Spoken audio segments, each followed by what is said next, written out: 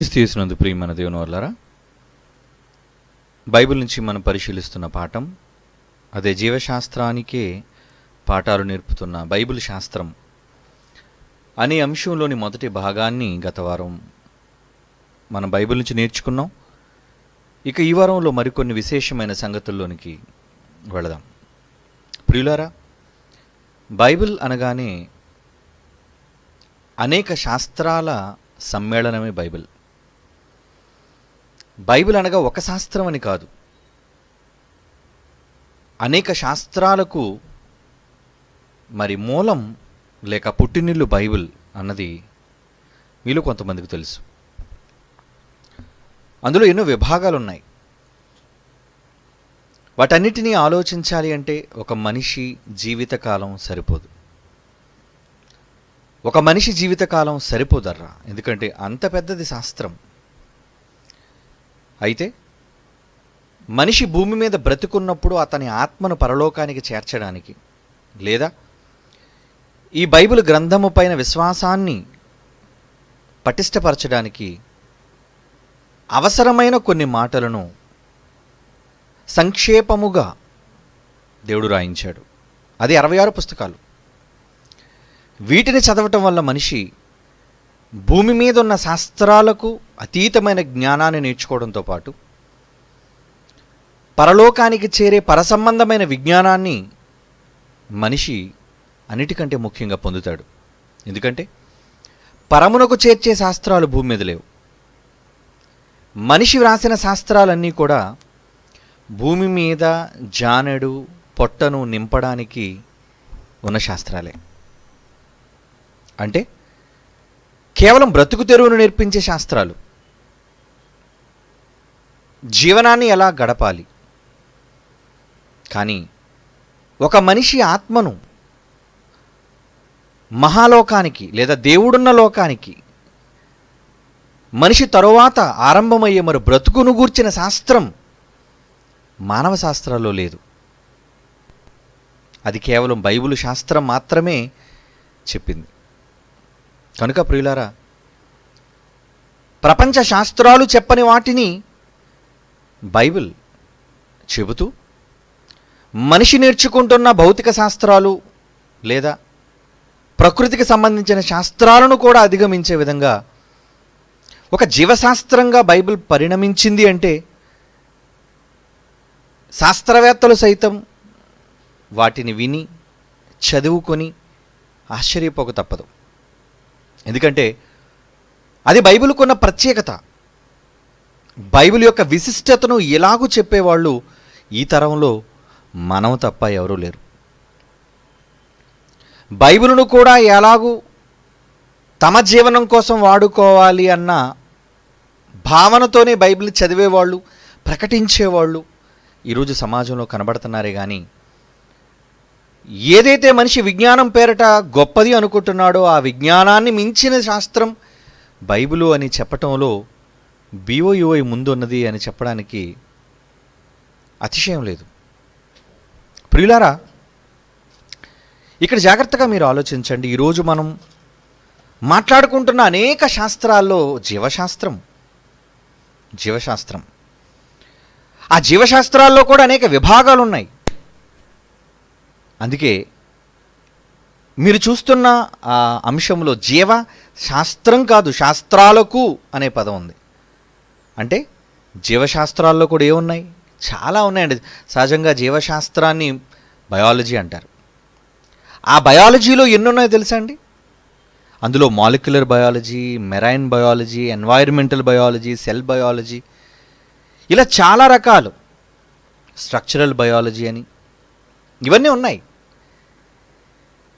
కనుక ఈ శాస్త్రాలన్నిటినీ అధిగమించింది బైబిల్. వాటికి జ్ఞానోపదేశం చేసేది బైబిల్ శాస్త్రము. అది నిజంగా ఈరోజు మనం ఆ గొప్ప శాస్త్రాన్ని క్రైస్తవులు కలిగి ఉండటం అనేది ఒక గొప్ప భాగ్యం. ఎందుకంటే దేవుడు పొందుపరిచాడు, బైబిల్లో వ్రాయించాడు. ఏమండి, వ్రాయించిన వాటిని దీనిని చదవటం లేదు మనిషి. దీనిని చదువుతున్నాడు తెలుసా? పనికి రాని మనిషి వ్రాసిన కేవలం దేహ సంబంధమైన మనిషి అవసరతలు తీర్చే శాస్త్రాలను కట్టలు కట్టలు పుస్తకాలు పోగుపడి చెదలబడుతున్న గ్రంథాలయాలలోని పుస్తకాలు చదవడానికి ఇష్టపడుతున్నాడే కానీ జీవశాస్త్రాలకే పుట్టినిల్లైన ప్రారంభమైన బైబిల్ని ఈరోజు సమాజం ప్రక్కన పెట్టేయటం అనేది విచారకరం. దీనికి సంబంధించి జ్ఞాని అయిన సొలొమోను ఒక మంచి మాట రాయించాడు. ప్రపంచాన్ని చదివిన వ్యక్తిగా ఆయన ఏమంటున్నాడు ఒకసారి బైబిల్ నుంచి చూద్దాం. ప్రసంగి గ్రంథం 12వ అధ్యాయం 12వ వచనం చూడండి ప్రియులారా. ప్రసంగి గ్రంథం 12వ అధ్యాయం 12వ వచనం మనం చూడగలిగితే ఏమంటున్నాడు అక్కడ? ఇదియుగాక నా కుమారుడా, ఇదియుగాక నా కుమారుడా, హితోపదేశములు వినుము, హితోపదేశములు విను, పుస్తకములు అధికముగా రచింపబడును, పుస్తకములు అధికముగా రచింపబడును, దానికి అంతం లేదు. 4 మాటలు నేర్చుకున్న ప్రతి వాడు కవి, రచయిత, తెల్ల కాగితాలు పట్టుకొని పుస్తకాలు కట్టలు కట్టలుగా రాసే ప్రతివాడు గ్రంథకర్త. ఎందరున్నారు? గ్రంథాలయాలు పెరిగిపోతున్నాయండి పుస్తకాలతో. అవునా? అధికముగా రచింపబడును. ఎన్ని పుస్తకాలండి? ఒకసారి మీరు వెళ్ళి చూడండి, ఏ స్టేషనరీ షాప్కైనా వెళ్ళి చూడండి, ఏ గ్రంథాలయానికైనా వెళ్ళి చూడండి, ఎన్ని పుస్తకాలు రచింపబడుతూనే ఉన్నాయి. కానీ ఏమంటున్నాడు? తన తల్లి ద్వారా హితోపదేశాన్ని నేర్చుకున్న ప్రసంగి గారు రాస్తున్నారు ఏమని? పుస్తకములు అధికముగా రచింపబడును, దానికి ఎలాగూ అంతముండదు, విస్తారముగా విద్యాభ్యాసము చేయుట దేహమునకు ఆయాసం. నాయన ఆయాసం. ఊరకనే విస్తారంగా చదవాలి అనుకోవద్దు. చదవేస్తే ఉన్నమతి పోతుంది అంటారు చూసారా? చదువు అవసరం. ఎంతవరకు? దేవుణ్ణి అర్థం చేసుకున్నంత వరకు చాలండి చదువు. బైబిల్ని చదివి అక్షర జ్ఞానం, సంగతులను అర్థం చేసుకోవటం, అంతవరకు చాలండి చదువు. అంతేగాని డిగ్రీల కోసం లక్షల రూపాయల వ్యయంతో ప్రపంచ శాస్త్రాలను చదవాలని ఈరోజు మన దేశాన్ని విడిచిపెట్టి విదేశాలకు వెళ్ళి విదేశీ యూనివర్సిటీల్లో పట్టభద్రులైన వారు ఎందరో ఉన్నారు. అది వారి ఘనతను సూచించే ఒక ప్రక్రియ. మేము ఎంత గొప్పవాళ్ళం, విదేశీ యూనివర్సిటీల్లో చదువుకున్నాం అని చెప్పుకుంటారు వాళ్ళు. దానివల్ల ఏం ప్రయోజనం? ప్రపంచాన్నంతటిని చదివిన ప్రసంగం అంటున్నాడు. ఆ ప్రసంగని కన్నా తల్లి చెప్తుంది హితోపదేశం, లేదా దేవుడే హితోపదేశం చేస్తాడు మనకి. దేవుడు బైబిల్ ఎందుకు రాయించాడు ఈ మాట? ఎందుకు రాయించాడంటే మనం చదవాలి, మనం నేర్చుకోవాలి. ఏమని? విస్తారముగా విద్యాభ్యాసము చేయటం వలన నీ దేహానికి ఆయాసం. ఈరోజు చూడండి పిల్లలను, చదువు నిజంగా పుస్తకాలు వాళ్ళు మోసుకెళ్తుంటే అండి, గతంలో ఒక చాకలి గాడిది ఎలాగైతే బట్టల మూటలను మోసేదో ఈరోజు వెనక వీపులు వంగిపోయేటట్టుగా ఇటు 5వ తరగతి 4వ తరగతి పిల్లలకు కూడా ఉన్న 4-5 సబ్జెక్టులో, లేదంటే 7-8 తరగతులలోనూ 7-8 పీరియడ్స్లోనూ కూడా ఎన్ని పుస్తకాలు. వాటిని మోయలేక వంగి నడుస్తుంటారు పాపం బిడ్డలు. వంగి మోయాలి కదా, ఎవరు మోస్తారు దాన్ని? మోయడానికి ప్రయాసం, తీరా వెళ్ళి చదవడానికి ఆయాసం. ఆ డిగ్రీలు చేతికి రావడానికి తల్లిదండ్రులు పడే కష్టం ఎంత ప్రయాసం అండి. ఊహ తెలిసినప్పటి నుంచి, బడిలో వాడిని వేసినప్పటి నుంచి పట్టభద్రుడైనంత వరకు ఒక మనిషి పెడుతున్న పెట్టుబడి ఎంత, దానికయ్యే ప్రయాసం ఎంత? ఏ ఖర్చు లేకుండా దేవుడే తన గ్రంథాన్ని, మహాజ్ఞానాన్ని ఇమిడ్చి మీ కొరకు రాయించి ఇచ్చాడే. ఇది ఎవరికి వద్దు. ఇది చిన్న చూపు. బైబిల్ నేర్చుకుంటే ఏం శాస్త్రం అండి, బైబిల్ నేర్చుకున్నాడు ఏం జ్ఞాని అండి అనుకుంటుంది ఈరోజు మానవ సమాజం. ఆయాసకరమైన చదువులను నేర్చుకుంటున్నారే కానీ మీ జీవితానికి వికాసాన్ని ఇచ్చే మహాజ్ఞాన గ్రంథమైన బైబిల్ శాస్త్రాన్ని మనిషి మరుగున పరిచాడండి. దాని కొరకు ప్రయాసపడుతున్నాడు. ఆ ప్రయాసంలోనే చిన్న కాలంలోనే, యవ్వన దశలోనే వాళ్ళకి టెన్షన్, షుగర్, అది మీకు తెలుసు. అత్యాధునికంగా చిన్నపిల్లలకు సైతం వాళ్ళు ఎందుకు షుగర్ బారిన పడుతున్నారు? టెన్షన్. పుస్తకాలు చదవాలి, హోంవర్క్ రాయాలి, పరీక్షలు రాయాలి అని రాత్రి పగలనక చదువు పేరట వారిని పెట్టే బాధ అది చదువుకునే పిల్లలకు తెలుస్తుంది. ఈరోజు ఎన్నో విద్యా సంస్థలు, ఆ విద్యా సంస్థలు ఏం చేస్తున్నాయి? తమ పేరు ప్రఖ్యాతుల కోసం, తమకు వచ్చే ర్యాంకుల కోసం పిల్లల పైన బరువైన బాధ్యతలు రుద్ది వారిని చదువుల పేరట భయంకరంగా ఆయాసపరుస్తున్నారు. అది బైబిల్ ఏ రోజు చెప్పింది? వద్దు నాయన, దానికోసం ఆయాసపడకండి, ప్రయాసపడకండి. దేవుడు రాయించాడు. దేవుడు రాయించిన సంగతులు ఎంతో గొప్పది. దానిని నువ్వు చదవగలుగుతున్నావా? అందుకే కీర్తనల గ్రంథంలో ఒక మంచి మాట రాయబడిన చూడు. 119వ కీర్తన, 119వ కీర్తనలోని 96వ వచనంలో భక్తుడు ఏమని రాస్తున్నాడో చూడండి. 119వ కీర్తనలోని 96వ మాట, సకల సకల సంపూర్ణతకు పరిమితి కలదని నేను గ్రహించాను. నీ ధర్మోపదేశము అపరిమితమైనది. ఏమంటున్నాడండి? నీ ధర్మోపదేశము అపరిమితమైనది, పరిమితి లేనిది అంటున్నాడు. చూడండి, పరిమితి లేనిది. ఏది పరిమితి లేనిది? నీ ధర్మోపదేశం. అది ధర్మ సంబంధమైన ఉపదేశం, మహాజ్ఞాన శాస్త్రం. మరి దానిని మనిషి చదవగలుగుతున్నాడా? దానిని మనిషి పఠించగలుగుతున్నాడా? కొంతమంది చూడ పుస్తకాలు పురుగులు అంటారు వాళ్ళని. బస్సు ఎక్కడానికి కూడా పుస్తకం తీసేస్తాడు, ట్రైన్ ఎక్కడానికి కూడా పుస్తకం తీస్తాడు. బిజీ లైఫ్లో కూడా పుస్తకాలను చదవడం అలవాటు. ఏంటి, పుస్తకాలు చదవటం వల్ల జ్ఞానం ఎక్కువైపోతుందనే ఒక అలవాటు ఉంది సమాజంలో. కానీ బైబిల్ని చదవటం వలన ఆ శాస్త్రాల కన్నా మహోన్నతమైన జ్ఞానం నీకు వస్తుంది. అది నేర్పిస్తున్నారా క్రైస్తవులు? నేర్పించటం లేదు. ఎందుకంటే దీని విలువ క్రైస్తవులకు అర్థం కాలేదు.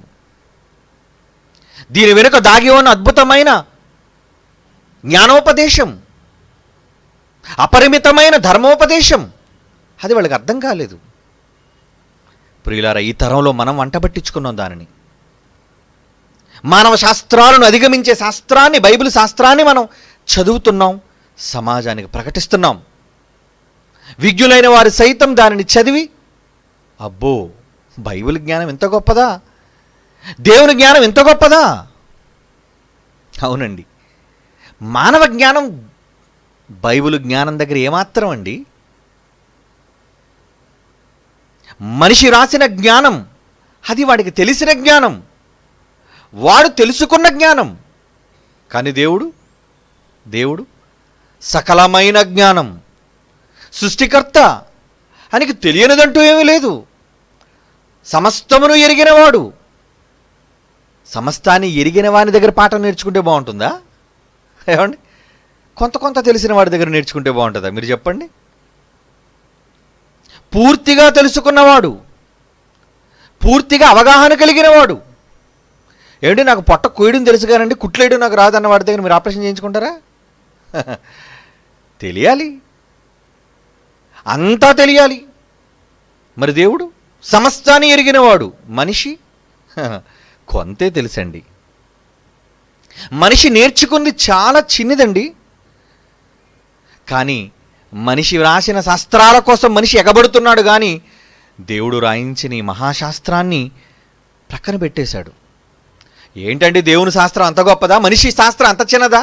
మీలో కొంతమందికి సందేహం కలవచ్చు. ఏంటండి దేవుని శాస్త్రం కొన్న గొప్పదా, బైబిల్ కొన్న గొప్పతనం ఏంటండి, మానవ జ్ఞానం కన్నా గొప్పదా?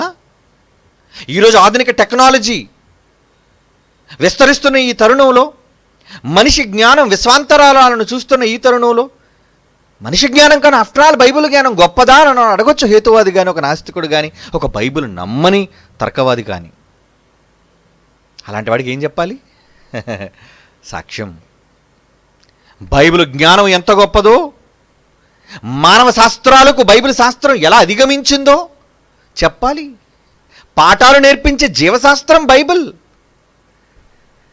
జీవశాస్త్రాలకు జ్ఞానోపదేశం చేసే శాస్త్రం బైబిల్. దానికి ఒక చక్కని ఉదాహరణ మీకు చెప్పాలనుకుంటున్నారా? ఏంటో తెలుసా? మానవ ఆకార నిర్మాణం చాలా అమూల్యమైనది, అపురూపమైనది. దేవుడు తన జ్ఞానం చేత దాన్ని నిర్మాణం చేశాడు. ఈ మానవ నిర్మాణంలో శరీరంలోని జీర్ణ ప్రక్రియ అనేది ఒకటి ఉంటుంది. అంటే మనిషి తీసుకున్న ఆహారం అది పేగులు గుండా, అంటే ముందు చిన్న పేగుల్లోనికి ప్రవేశించి ఆ తర్వాత పెద్ద పేగుల్లో నుంచి విసర్జన కార్యక్రమం జరుగుతుంటుంది. ఇంతకీ పేగుల్లో ఏం జరుగుతుంది? మీరు తీసుకునే ఆహారం అది ఘనము కానీ ద్రవము కానీ ఎటువంటి పదార్థాలైనా సరే అది లోనకు స్వీకరించిన తర్వాత దానిని రసాలు పిండుతుంది. దానిలో ఉన్న బలాన్ని అది పీలుస్తుంది. పీల్చి అది శరీరం అంతటికీ కూడా శక్తిని ప్రసాదిస్తుంది. అది మనిషికి తెలియకుండా జరుగుతున్న ప్రక్రియ, అది జీర్ణ ప్రక్రియ. అయితే ఈ జీర్ణ ప్రక్రియలో పెద్ద పేగులకు చివరన ఒక అపెండిక్స్ అనేది ఒకటి ఉంటుందండి. మీలో చాలామందికి తెలుసు. అనగా మనిషికి తెలిసింది ఏంటంటే, ఒకవేళ దానికి ఏమైనా వ్యాధి సోకి అది ఉబ్బితే వెంటనే నొప్పి బయలుదేరుతుంది. అలా ఒక్కసారి ఉదరంలో మనిషికి నొప్పి బయలుదేరిన తర్వాత 24 గంటలలో ఇమీడియట్గా దాన్ని కత్తిరించి బయటపడేయాలి. లేదంటే అది విషంగా మారి అసలు మనిషి ప్రాణానికే అపాయం, చచ్చిపోతాడు మనిషి. దాని అపెండిసైటిస్ అంటారు దాన్ని, ఆ రోగం పేరు. అప్పుడు వెంటనే వైద్యులైన వారు ఏం చేస్తారంటే పొట్ట కోసి, గతంలో ఒక దశాబ్దం క్రితం అయితే పొట్టను కోసేవారు. కానీ ఇప్పుడు లాప్రోస్కోపీ ఆపరేషన్స్ వచ్చాయి కాబట్టి జస్ట్ 3 హోల్స్ పెడతారు. ఆ హోల్స్ ద్వారా లోనికి మిషనరీ పంపించి వీడియోలో చూసి దాన్ని కుట్టు లేకుండా దాన్ని బయటికి తీసేస్తున్నారు. దీనికోసం మనుషుల యొక్క అభిప్రాయం ఏంటో తెలుసా? మానవ శాస్త్రాల అభిప్రాయం. మానవ శాస్త్రాల అభిప్రాయం ఎలా ఉందో తెలుసా అండి? ఒక వీడియో మీకు చూపించాలనుకుంటున్నాను. ఏంటంటే ఇది పనికిరానిది, మనిషి శరీరంలో ఇది వ్యర్థంగా ఉంది అని చాలామంది డాక్టర్లైన వారు దాన్ని ఆపరేషన్ చేయటం వలన సొమ్ము చేసుకోవడానికి ప్రయత్నించారు. దానికి సంబంధించిన వార్త మనం చూద్దాం. ఏమండి? అన్నెసరీ అపెండిక్స్ ఆపరేషన్ అన్న దానికి సంబంధించి ఒక న్యూస్ V6 వాళ్ళు విడుదల చేశారు. దాన్ని వైద్యులైన వారు, ఈ వైద్య శాస్త్రాన్ని చదువుకున్న వాళ్ళు దాన్ని ఎలా సొమ్ము చేసుకుంటున్నారో ఒకసారి మనం ఆ వీడియోలో చూద్దామండి. ఓకేనా? ప్లే చేయి. భావించే అపెండిక్స్ డాక్టర్లకు ఆదాయ వనరుగా మారుతోంది. చిన్నపాటి కడుపు నొప్పి కూడా అపెండిక్స్ సమస్య కారణమంటూ డాక్టర్లు ఆపరేషన్లు చేస్తున్నారు. ఈ తంతు ఇటీవల కరీంనగర్ జిల్లాలో వెలుగులోకి రాగా చాలా చోట్ల కూడా అనవసరంగా ఇలాంటి సర్జరీలు జరుగుతున్నట్లు తెలుస్తోంది.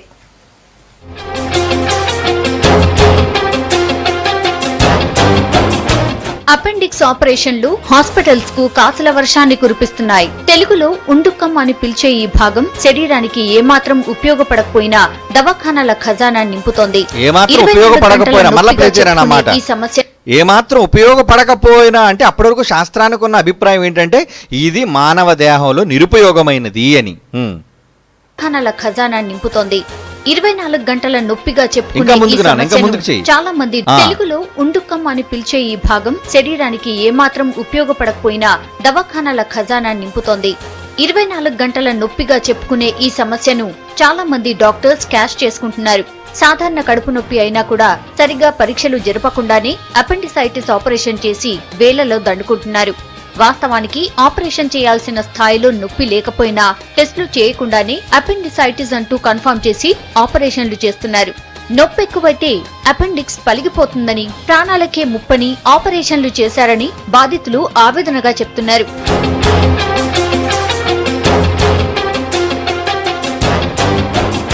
అపెండిక్స్ సర్జరీల ముసుగులో ఒక్కో ఆపరేషన్ కు 20,000 నుంచి 50,000 వరకు వసూలు చేసిన సంఘటనలు కొంతకాలం కింద కరీంనగర్ జిల్లాలో బయటకొచ్చాయి.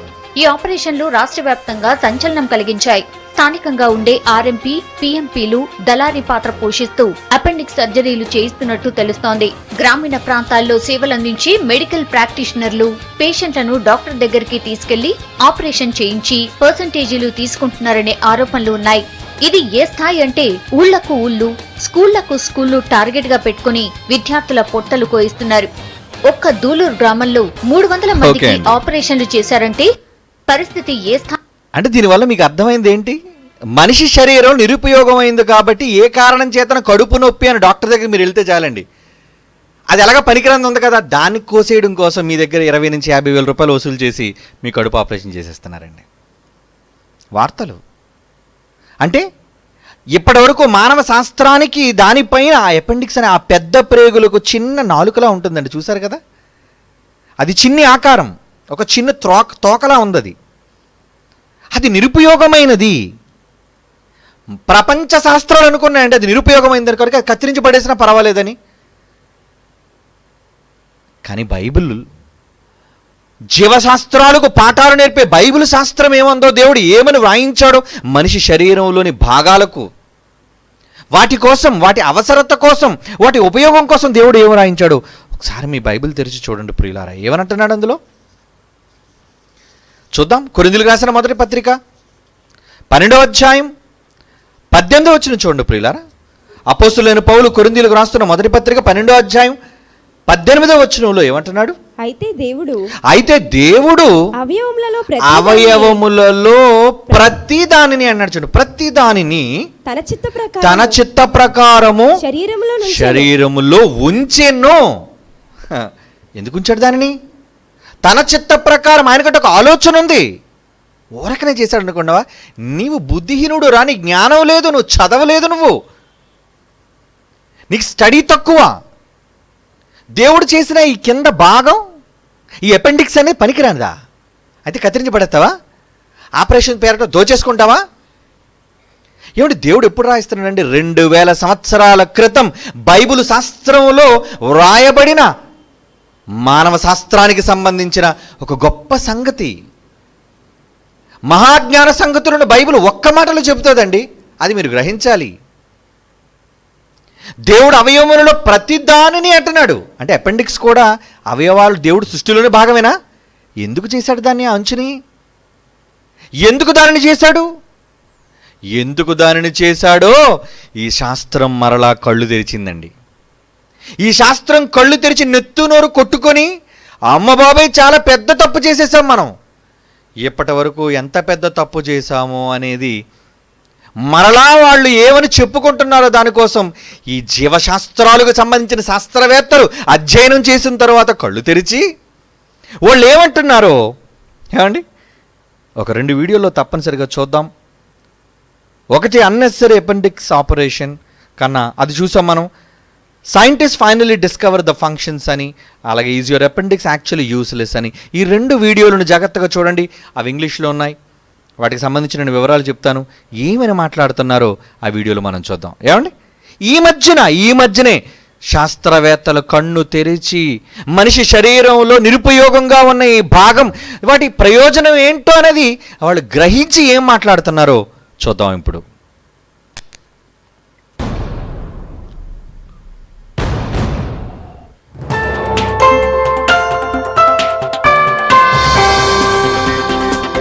Scientists discover the function of appendix. It's long been regarded as a potentially troublesome, redundant organ, but American researchers say they have discovered the true function of the large intestine అంటారు. ఆ పెద్ద పేగులకు చివర్న కనబడుతుంది, ఎర్రగా కనబడుతుందండి. అది అందరికీ ఉంటుందండి, అందరికీ.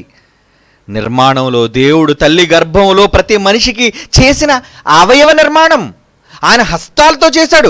దేవుడు చేశాడు అంటే అది పనికిరానిదని చెప్పడానికి ఒరే పనికిరాని సన్నాసి నువ్వెవడవురా? నువ్వు శాస్త్రవేత్తవా? నువ్వు బయాలజిస్టువా? నువ్వు భౌతిక శాస్త్రవేత్తవా? నువ్వు మానవ శాస్త్రవేత్తవా? నువ్వు వైద్య నిపుణుడువా? ఎవడరా చెప్పాడు? బైబిల్ శాస్త్రం చెబుతుంది. ఏమండి అపెండిక్స్ అంటారు దాన్ని. The researchers say it acts as a safe house for good bacteria, which can be used. ఏమంటున్నారట? అది ఒక సేఫ్ హౌస్ అట. అంటే మంచి బ్యాక్టీరియాని తన చిన్న భాగంలో, ఇదిగో చూసారా కత్తిరించేసిన ఒరిజినల్, ఇది ఒరిజినల్గా కత్తిరించింది. అందులో మంచి బ్యాక్టీరియాని దాచుంచుతుందటండి. ఇంతకు ఎందుకు అబ్బాయి ఈ బ్యాక్టీరియా లోనుంది? దేవుడు ఎందుకు ఈ మంచి బ్యాక్టీరియాని ఆ చిన్న భాగంలో, ఆ తోకలాంటి భాగంలో పెట్టాడంటే, ప్లే చేయనా, which can be used to effectively reboot the gut following a bout of dysentery or cholera.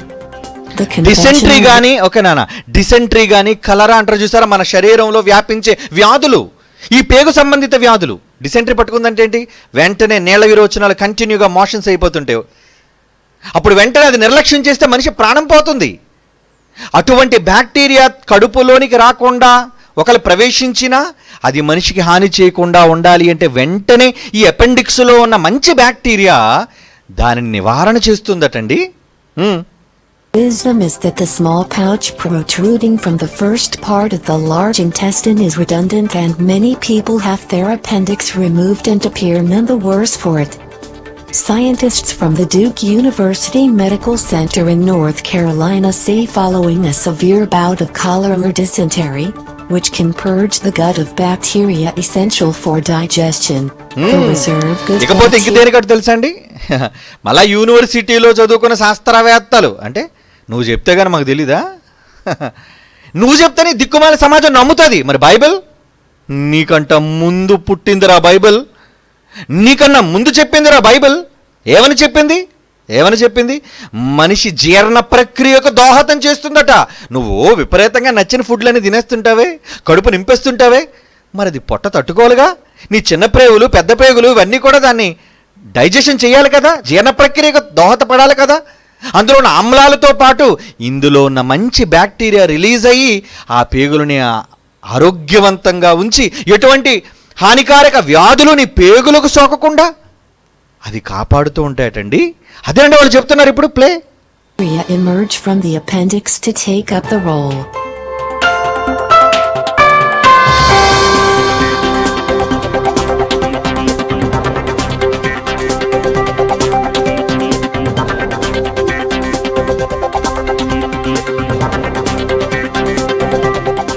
Next. This episode of D News was proudly made possible by the all-new 2015 Subaru Legacy. It's not just a sedan, it's a Subaru. The appendix is one of the human body's greatest mysteries. Greatest mystery అంటాం చూడండి, ఇది ఒక అద్భుతం. ఇది మేము ఛేదించలేకపోయాం. ఒక రహస్యంగా ఉంది అపెండిక్స్ అనేది. Actually does serve a purpose.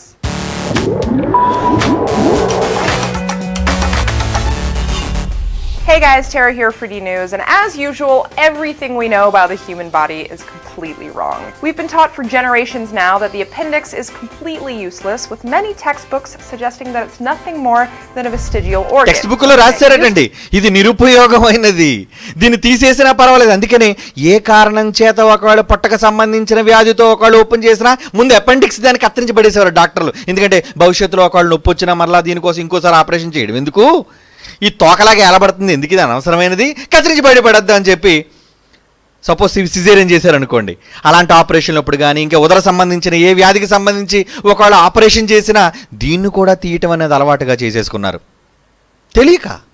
మరి ఇప్పుడు శాస్త్రం ఏమంటుంది? Books suggesting that it's nothing more than a vestigial organ, something that used to serve a purpose but is now completely redundant. But it turns out that's only partially true. And a study out of Duke University found that while it's not necessary for our survival, the appendix actually does serve a function.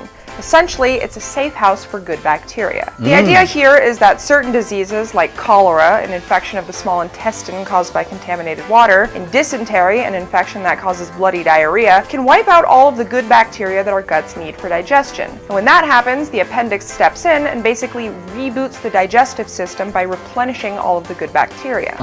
ఎంత గొప్ప పని చేస్తుందండి.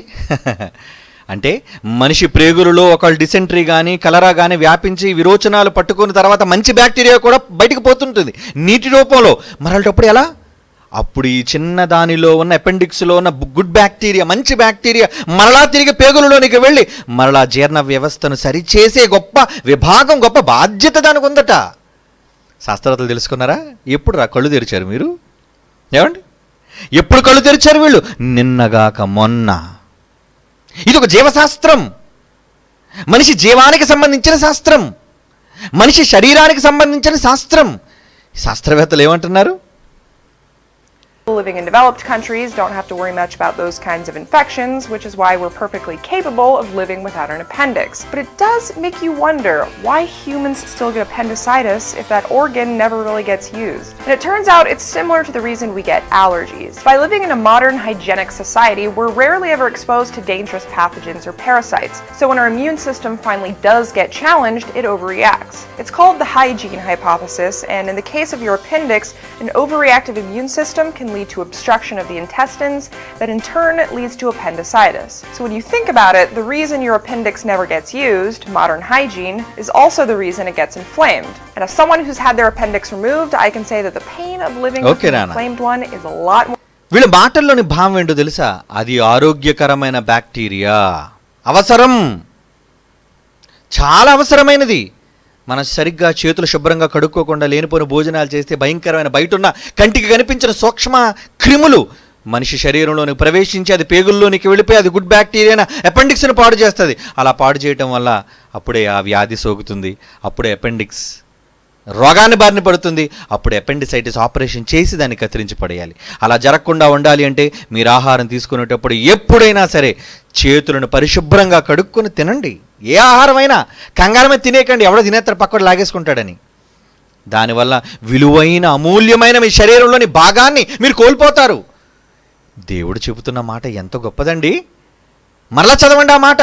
అయితే దేవుడు 1 కొరింథీ 12:18 అయితే దేవుడు అవయవములలో ప్రతి దానిని తన చిత్త ప్రకారము శరీరంలో ఉంచెనురా బిడ్డ. ఒరే శాస్త్రవేత్త, ఏమిటి ఇప్పుడు చెప్పండి, జీవశాస్త్రాలకు బైబిల్ బాట నేర్పించిందా లేదా? అసలు ఈ జీవశాస్త్రానికే పుట్టుక లేనప్పుడు బైబిల్ చెప్పిందిరా మహాజ్ఞానం, శరీరములో ఏది పనికిరానిదని కత్తిరించి పడేకురా. ఎవరండి మహాజ్ఞానం? ఎవరిదండి మహాజ్ఞానం? ఎవరిదండి గొప్ప శాస్త్రం? నా బైబిల్ శాస్త్రం గొప్పదండి. మనం చదువుకుంటే ఈరోజు బైబిల్ శాస్త్రం మహాజ్ఞాన శాస్త్రం అండి. ఇంకొక అద్భుతమైన విషయాన్ని చెప్పమంటారా? ఒక మంచి విషయాన్ని చెప్తున్నారు. యేసుక్రీస్తు వారు 2000 సంవత్సరాల క్రితం ఎన్నో అద్భుతాలు చేశాడు. ఆయన మహా అద్భుతాలు చేశాడు. ఎందుకంటే సృష్టికర్త, క్రియేటర్. ఆయన మాట పలికితే చాలండి రోగులు లేచిపోయేవాళ్ళు. ఆయన ముడితే చాలండి స్వస్థత కలిగేది. ఆయన వస్త్రపు చెంగును ముట్టుకుంటే చాలండి శరీరంలో ఉన్న రోగాలు ఇట్టే మాయమైపోయేవండి. ఎందుకో తెలుసా? ఆయన జీవానికే మూలం. ఎవరిలో ఉంది జీవం? ఆయనలో జీవముండెను. ఈ జీవశాస్త్రానికి మూలం ఎవరు అనుకుంటున్నావురా? ఒరే వెర్రి శాస్త్రవేత్త, ఏంటి ఇలా మాట్లాడితే శాస్త్రాలు చదువుకున్నాడికి ఎలా ఉంటుంది? ఏంట్రా బైబిల్ పట్టుకొని, ఆఫ్టర్ ఆల్ మత గ్రంథాన్ని పట్టుకొని మా శాస్త్రాలు అంటావేట? అంటానురా నేను. కారణం నువ్వు జ్ఞానవంతుడని కాళ్ళు ఎగరేస్తున్నావే.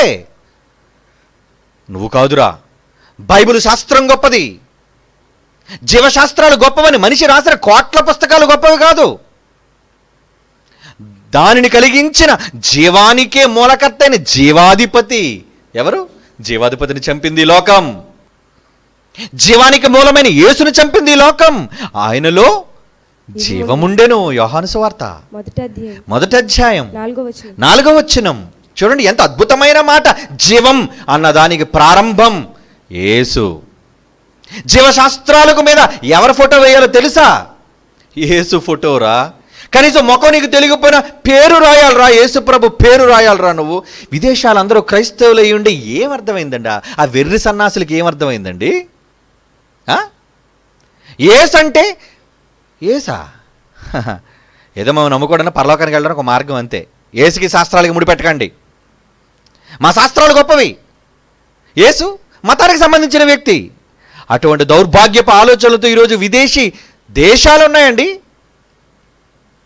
విదేశీలు లేరా? అమెరికన్స్ దే జ్ఞానం అండి, కెనడియన్స్ దే జ్ఞానం అండి, ఆస్ట్రేలియన్స్ దే జ్ఞానం అండి, యూరోపియన్స్ దే జ్ఞానం అండి. వాళ్ళలో అధిక శాతం మంది క్రైస్తవ దేశాలు అయ్యుండి కూడా ఈ జీవశాస్త్రానికి పుట్టుక యేసు అన్న సంగతి వాళ్ళ దేశాల్లో వాళ్ళు నిరూపించలేకపోయారు. కనుక మనం వెళ్ళి నిరూపించాలి, అడుక్కోవడానికి కాదు. భవిష్యత్తులో BOUI చేసేది ఏంటో తెలుసా? విదేశాలలో అడుగుపెట్టి మహాజ్ఞాన శాస్త్ర సంగతులను, శాస్త్రాలకు మించినవి ప్రకటించబోతుంది అక్కడ. మనమే తీసుకెళ్ళాలి దాన్ని. ఎంతసేపు ఈ రాష్ట్రంలో, ఈ దేశంలో 4 గోడల మధ్య పరిధి ఏర్పడిపోయింది దీనికి. కనుక రానున్న కాలంలో దేవుడు అడుగు పెట్టించబోతున్నాడు. దేనికోసం? విదేశీ సొమ్ములను అడుక్కోవడానికి కాదు, మన దగ్గరున్న మహాజ్ఞాన సంగతులను అక్కడున్న జ్ఞానులమని చెప్పుకుంటున్న వారిని వెర్రి జ్ఞానమని నిరూపించడానికే మనం అడుగు పెట్టబోతున్నాం. అక్కడికి పెడతాం, దేవుడు చేస్తాడు. మరి ఇవన్నీ చెప్పొద్దా? ఇవన్నీ ప్రపంచానికి ప్రకటించొద్దా? ప్రకటించాలి.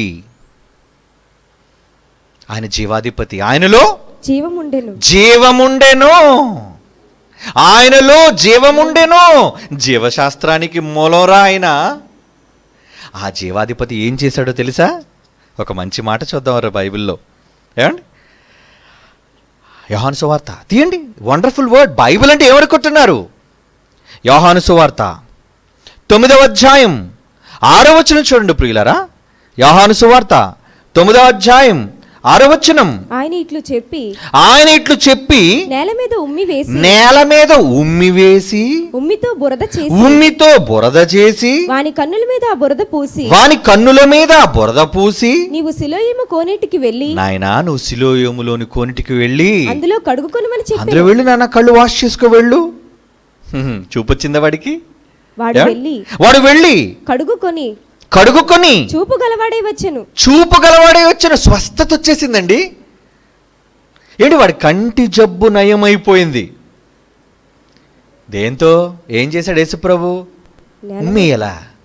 నోట్లో ఉన్న ఉమ్మి ఏం చేశాడట? మళ్ళా చదువు తల్లి. నేల మీద ఉమ్మి వేసి ఉమ్మితో బురద చేసి వాని కన్నుల మీద బురద పూసి వాడు వెళ్ళి కడుగుకొని తిరిగి వచ్చిన తరువాత చూపు గలవాడే వచ్చిన వాడు కళ్ళు క్లియర్ అయిపోయండి. వాడి కంటి జబ్బు నయమైపోయింది. ఏమండి, యేసు ప్రభు సర్వశక్తి గల దేవుడు, జీవానికి అధిపతి. ఏమండి, ఆయన మాట చెబితే చాలు అన్నాడు కదా. శతాధిపతి ఏమన్నాడు? ప్రభువా నువ్వు రానవసరం లేదు ప్రభువా, నువ్వు మాట సెలవిస్తే చాలయ్యా, మాట సెలవిస్తే చాలు బ్రతికిపోతాడు నా సేవకుడు. మరి మాటతో స్వస్థత పొందు అని చెప్పవలసిన క్రీస్తు ఉమ్మెందుకు వేశాడు? బురదెందుకు చేశాడు? ఈ లోకంలోని వెర్రి సన్నాసులు అయితే ఏమనుకుంటారు? బైబిల్ కాదండి అలా చెప్పుకుంటారు. వాళ్ళు యేసు ప్రభు గొప్పతనం చెప్పుకోవడం. చిచి ఉమ్మేయడం ఏంటండి బాబు, నీచమైనది. మీరు ఉమ్ముని ఎలా చూస్తారు చెప్పండి? ఉమ్మా ఉమ్ము చూస్తే ఆవిడ దూరాన్ని మనం వెళ్ళిపోతాం. కారణం అందులో క్రిములు ఉంటాయన్నా, అందులో బ్యాక్టీరియా ఉంటుంది కదా. ఉమ్మి వేసి బురద చేసి మరి కన్నులకు ఏంటి స్వస్థత ఎలా చేశాడు? ఉమ్మితో కంటికి స్వస్థత ఏంటి? ఉమ్మి వేస్తే కంటికి స్వస్థత వస్తుంది ఏంటండి? 2000 సంవత్సరాల క్రితం శకపురుషుడిగా భూమి మీద ఉద్భవించిన యేసుక్రీస్తు వారు చేసిన ప్రక్రియ, నోటి మాటతో స్వస్థత చేయగలిగిన వ్యక్తి కూడా ఎందుకు ఉమ్మి వేశాడో తెలుసా? ఒరే దరిద్రుడా, ఉమ్మిలోని జ్ఞానాన్ని నువ్వు తెలుసుకోవాలి. ఈ జీవశాస్త్రానికి తెలియని మహాశాస్త్రం యేసు నేర్పించాడు. ఏంటా శాస్త్రం చూస్తారా? ఒక మంచి వీడియో చూడాలి మీరు. ఏంటది చూపించిన 2 వీడియోలు చూద్దాం మనం. ఆ వీడియోల్లో దానివల్ల ప్రయోజనం ఏంటో ఒకసారి చూడాలి.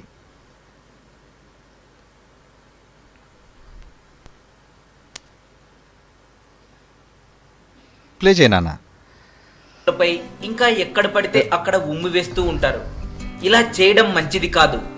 పరిశుభ్రత కాదని తెలిసినా కూడా ఆ అలవాటు మాత్రం మానడం లేదు. ఈ విషయం పక్కన పెడితే ఉమ్మి లేదా లాలాజలం ఎంత ఉపయోగమో తెలుసా? ఒక్కసారి చూద్దాం. మన శరీరంలోని లాలాజల గ్రంథుల నుండి తయారయ్యే స్రావాన్నే లాలాజలం అని అంటారు. ఉదయం పూట అంటే నోరు శుభ్రం చేసుకోకముందు వచ్చే లాలాజలాన్ని ఉమ్మివేయాలి, కానీ రోజులో ఊరేటటువంటి లాలాజలాన్ని ఉమ్మివేయకూడదు. ఎందుకంటే మనం తీసుకున్న ఆహారం సరిగ్గా జీర్ణమవడానికి, జీర్ణాశయానికి సంబంధించిన ఎంజైమ్స్ లాలాజలంలో ఉంటాయి. కాబట్టి కొందరికి జలుబు దగ్గు ఉన్నప్పుడు కఫం బయటకు వస్తూ ఉంటుంది. అటువంటప్పుడు లాలాజలం ఉమ్మివేయాలి. ప్రతిరోజు మన నోటిలో దాదాపు 1.5 లీటర్ల వరకు లాలాజలం తయారవుతుంది. 1.5 లీటర్లు 1.5 లీటర్లు ఉమ్మి అంటే లాలాజలం అంటారు, దాన్ని సెలైవా గ్లాన్స్ అంటారు. ఈ గ్రంథుల ద్వారా మనిషి నోటిలో ఉత్పత్తి అయ్యే ఉమ్ము.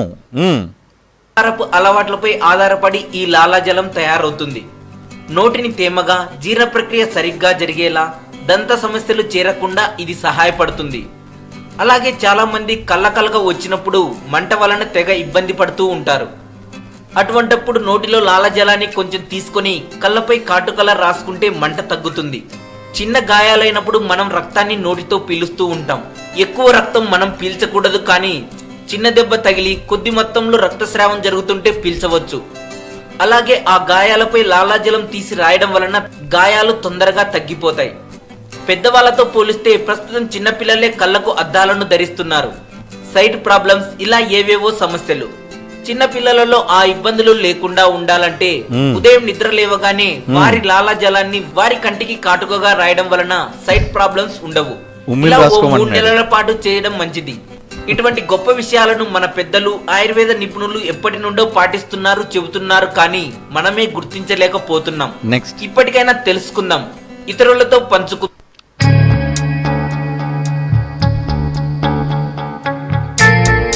ఉమ్ము వలన ప్రయోగాలండి, ప్రయోజనాలు. లాలాజలం వలన ఉపయోగాలు తెలిస్తే ఆశ్చర్యపోతారు. లాలాజలం భగవంతుడు మనకు ప్రసాదించిన అద్భుతమైన వరం. మనకే కాదు, జంతువులకు కూడా ఇది అద్భుత ఔషధమే. జంతువులకు గాయాలు తగిలితే అవి డాక్టర్ దగ్గరకు పోలేవు కదా, అవి తమ నాలుకతో గాయాన్ని నాకుతాయి, వెంటనే గాయాలు మానుతాయి. మానవులకు కూడా ఇది వర్తిస్తుంది, కానీ నాలుకతో నాకవలసిన అవసరం లేదు. నోటిలోని లాలాజలాన్ని చేతితో తీసి గాయం మీద పూయండి, ఎంత త్వరగా మానుతుందో చూడండి. కండ్ల కలక వస్తే చాలా బాధగా ఉంటుంది. కండ్ల కలక వస్తే కళ్ళు ఎర్రగా మారడం, మంటలు, జిలలు, విపరీతమైన బాధ ఉంటుంది. నోటిలోని లాలాజలాన్ని కళ్ళకు కాటుకలాగా పెట్టండి. ఒక్క రోజులో ఎర్రదనం తగ్గుతుంది, మంటలు, జిలలు తగ్గుతాయి. ఈ రోజుల్లో పిల్లలు చిన్నతనంలోనే కళ్ళద్దాలు పెట్టుకోవాల్సిన పరిస్థితులు ఏర్పడుతున్నాయి. అటువంటి పిల్లలకు రోజు ఉదయం లేవగానే వారి నోటిలోని లాలాజలం వారి కంటికి కాటుకలాగా పెట్టండి. ఇలా 3 నెలలు చేస్తే పిల్లలకు కళ్ళద్దాలు పెట్టుకునే అవస్థ తప్పుతుంది. అతి భయంకరమైన చర్మవ్యాధులు కూడా లాలాజలం. ప్రియులారా, ఈ మాటలు నేను చెప్పినవా? ప్రపంచ శాస్త్రవేత్తలు అధ్యయనం చేసి ఉమ్ములో ఉన్న ఔషధాన్ని చెబుతున్నారండి. ఔషధం ఏమంటున్నారు? ఉమ్ము. మీ ఉమ్ము మీకు ఆరోగ్యం. మీ శరీరంలో ఏదైనా గాయమైతే ఏమండి, ప్రయత్నించి చూడండి. నిజం, అది నిజం. మీ నోటిలో ఉన్న ఉమ్ముని తీసి అక్కడ ఆ గాయానికి పూయండి చాలు. ఎందుకంటే అందులో కనిపించని ఎన్నో మంచి బ్యాక్టీరియా దేవుడు ఉత్పత్తి చేస్తున్నాడు ఈ శరీరంలో. జీవాలు, జీవశాస్త్రం, ఎన్నో గొప్ప గొప్ప జీవాలు ఉన్నాయండి లోన. నీ కంటికి కనిపించటం లేదయా? మైక్రోబయాలజీలో మైక్రోస్కోప్ కింద చూస్తే అర్థమవుతుంది అందులో ఉన్న బ్యాక్టీరియా ఎంత మంచిదో. బాడీ అంతా బ్యాక్టీరియానండి. ఇదంతా జీవక్రిముల సమ్మేళనం అండి. ఈరోజు నువ్వు పేరు పెట్టావు, ఇది పలానా, ఇది పలానా, ఇది పలానా అని. కానీ దేవుడు చేశాడే. ఏమండి, ఈరోజు మీరు తింటున్నారే, మీరు తినే ఆహారం జీర్ణ వ్యవస్థలో సరిగ్గా జీర్ణం కావాలి అంటే ఆదరాబాదరాగా తినకూడదండి.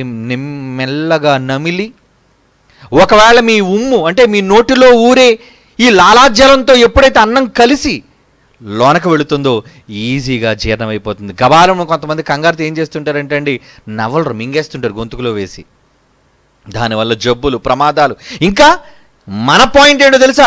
యేసుక్రీస్తు వారు ఉమ్మితో ఒక కంటి రోగికి చూపును ప్రసాదించారు అంటే మరి శాస్త్రం ఏమంటుంది? ఏమంటుందండి?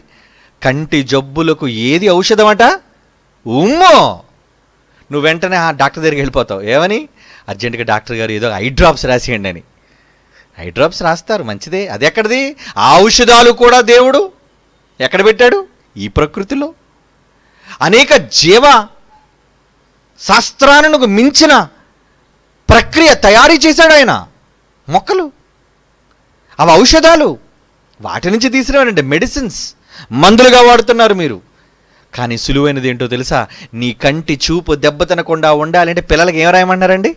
వారి ఉమ్మునే తీసి ఏమండి వారి కంటి మీద రాస్తేట వారి చూపు మందగించదు. నిజమా? ఎస్, నిజమే. అంటే ఒక చూపు బాగుపడాలి అంటే, ఒక మనిషి కంటికి స్వస్థత కలగాలి అంటే ఉమ్ము అవసరమని శాస్త్రం ఈరోజు చెప్పింది.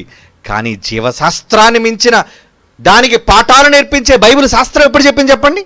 బైబిల్లో రాయబడిందండి. ఏమండి, ఈరోజు ఈ పదం చదివి మనం బైబిల్లో రాసుకొచ్చామా ఈ మాటని? లేదండి.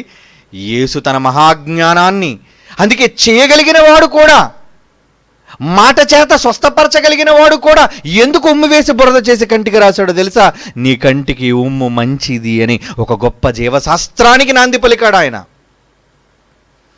వాట్ వండర్ఫుల్ బైబిల్ అండి. ఎంత గొప్ప జీవశాస్త్రాన్ని కలిగి ఉన్నామండి మనం. మార్కు సువార్త 7:33, మార్కు సువార్త 7:33 చూడండి అర్రా. ఆయన చేస్తున్న వైద్యం. సమూహములో నుండి ఆయన వానిని ఏకాంతమునకు తోడుకొని పోయి వాని చెవులలో తన వేళ్లును పెట్టి ఉమ్మివేసి నాలుక ముట్టి ఆకాశం వైపు కన్నులెత్తి నిట్టూర్పు విడిచి ఎఫాతా అని వానితో చెప్పెను. ఆ మాటకు తెరవబడుమని అర్థము. ఓపెన్ తెరవబడుము అని అన్నాడండి. స్వస్థత కలిగిందా? అంతటా వాని చెవులటండి. చూడండి, ఇప్పుడు ఇక్కడికి ఇంకా శాస్త్రం వెళ్ళలేదు. ఇక్కడికి ఇంకా శాస్త్రం వెళ్ళలేదు. చెవుల్లో ఏం పెట్టాడట? ఉమ్ము వేసి ఉమ్ముతో కంటిని మాత్రమే శుద్ధి చేయగలం అన్న దగ్గర శాస్త్రం వచ్చి ఇంకా ఆగిపోయింది. కానీ ఇంకా బైబిల్ అడ్వాన్స్గా వెళ్ళిపోయింది, ముందుకెళ్ళిపోయింది. ఈ రోజు చెప్పకపోవచ్చండి, కొద్ది సంవత్సరాల్లో పరిశోధనలు చేసి చెబుతారు. అంటే వాళ్ళు చెప్పినంత నువ్వు నమ్మవా? అలా నమ్మని వాడు అవిశ్వాసి. మనం విశ్వాసులమై జీవశాస్త్రానికి నాంది పలికి జీవశాస్త్రానికి జన్మనిచ్చిన మహాబైబిల్ శాస్త్రాన్ని నమ్ముతున్నామండి. విశ్వాసం అంతే. నమ్ముతారా బైబిల్ని? నమ్మండర్రా, నమ్మండి. మీ చేతిలో ఉన్న బైబిల్ సామాన్య గ్రంథం కాదది. మానవ శాస్త్రాలను ముప్పతిప్పలు పెట్టే శాస్త్రం అది. మానవ శాస్త్రాల జ్ఞానాన్ని అధిగమించిన జ్ఞానం అది. ఏమంటున్నావు? ఏమని ప్రకటిస్తున్నావు? ఈ బైబిల్ను చేతబట్టి ఏమని ప్రకటిస్తున్నావయ్యా నువ్వు? అది ఎంత గొప్పదో, జీవశాస్త్రాలను మించిన శాస్త్రమో, సజీవ శాస్త్రమో నువ్వు చెప్పాలి క్రైస్తవుడా. చెవులలో కూడా ఉమ్మేశాడట. ఇంకా శాస్త్రం అక్కడికి వెళ్ళలేదు, కానీ తెలుసుకుంటుంది. తెలుసుకొని చెబుతుంది ఒకరోజు. ఎందుకంటే బైబిల్లో వ్రాయబడింది కనుక, జీవాధిపతి వ్రాయించాడు కనుక అది తప్పు కానేరదు. శాస్త్రం ఉంది కాబట్టి, అది చెప్పింది కాబట్టి నువ్వు నమ్ముతావా ఈరోజు? నేను అలా నమ్మనయ్యా. సాక్ష్యాధారాలు బట్టి నమ్మేవాడు నువ్వెంత, ఏ సాక్ష్యం లేకుండా నేనెంత. నా నమ్మకం గొప్పది నీ నమ్మకం కన్నా. నువ్వు నమ్మవు, కానీ నేను నమ్ముతున్నాను. దేనిని నమ్ముతున్నాను? వేద గ్రంథమైన బైబిల్ని నమ్ముతున్నాను నేను. జీవశాస్త్రాలకు పునాది వేసిన బైబిల్ని నమ్ముతున్నాను నేను. ఎన్ని ఆధారాలండి ఈరోజు బైబిల్లో. ఇలా చెప్పుకుంటూ పోవాలంటే చాలా ఉన్నాయండి. ముఖ్యమైనవి మాత్రమే మీతో చెబుతున్నాను. జీవశాస్త్రాలకు బైబిల్ పాఠాలు నేర్పిస్తుందా? ఇప్పుడు బైబిల్లో చెప్పాడు కదురా, ఒరే జీవశాస్త్రవేత్త, ఒరే మైక్రోబయాలజిస్ట్, ఏం చేస్తావు? వెళ్ళు, ఇప్పుడు వెళ్ళి ఉమ్ముని తెచ్చుకొని చెవులో పోసి నువ్వు పరిశోధనలు చేసి ఆ తర్వాత రిజల్ట్ చెప్పరా.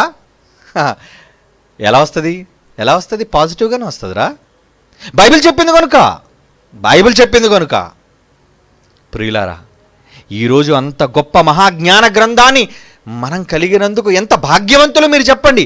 ఈ మహాశాస్త్రాన్ని మీ బిడ్డలకు నేర్పించగలుగుతున్నారా? మీరు నేర్చుకోగలుగుతున్నారా? బైబిల్ అంటే ఎంత చిన్న చూపు ఈరోజు సమాజానికి. వాళ్ళంటే నమ్మరండి. ఇలా నిరూపించేవాడు లేడు కనుక వాళ్ళు బైబిల్ తప్పంటున్నారు, బైబిల్ శాస్త్రానికి తక్కువదంటున్నారు. మన తరంలో అది కుదరదు. అందుకే దేవుడు ఈ తరంలో మనల్ని పుట్టించాడు. దానికోసం చెప్పాలి నాయన. నువ్వు చెప్పు. జీవశాస్త్రాలకి పాఠాలు నా శాస్త్రం ఎలా నేర్పిస్తుందో, నేను క్రియేటర్నురా, నాకు తెలుసు సమస్తం. నేను చెప్పిన మాటలే వాళ్ళకి వేదవాక్కులు, నేను చెప్పిన మాటలే వాళ్ళకి సూత్రాలు, నేను చెప్పిన మాటలే వాళ్ళకి సజీవ శాస్త్రాలు. దేవుడు చెప్తున్నాడండి, బైబిల్లో దేవుడు రాయిస్తున్నాడండి. ఎన్ని గొప్ప మాటలండి. నిజంగా దేవుడు సృష్టిలో ప్రతి అణువులోనూ మహాజ్ఞానాన్ని వెతకొచ్చండి. మహాజ్ఞానం బైబిల్లో దేవుడు రాయించిన మాటలు, యేసుక్రీస్తు చేసిన స్వస్థతలు, వాటి వెనక ఏముందో తెలుసా? నీవీరోజు నెత్తిన పెట్టి పూజిస్తున్న జీవశాస్త్రాలకు పాఠాలు నేర్పించే మూలశాస్త్రం రాది. బైబిల్ని అండర్ ఎస్టిమేట్ చేయకు, బైబిల్ తక్కువగా చూడకు. బైబిల్ అంటే ఏమనుకుంటున్నావు? మహాజ్ఞాన గ్రంథం.